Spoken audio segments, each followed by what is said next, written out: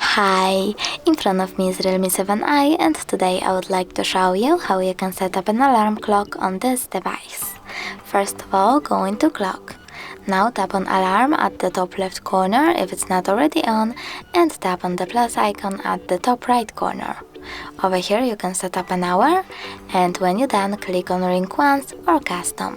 If you click on custom, you can select days of the week by tapping on repeat and clicking on the chosen ones. To save your changes, go back. Now tap on alarm name and label your alarm however you want to. Then click on more, and over here you can tap on the switchers next to vibrate and snooze to disable or enable these options.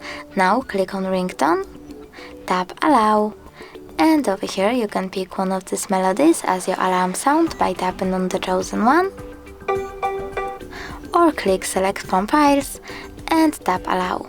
Now you can select music from your device, but I don't have any, so I will just go back and click save at the top right corner. As you can see, my alarm was successfully added. If you wish to turn it off completely, tap on the switcher next to it. You can turn it back on the same way.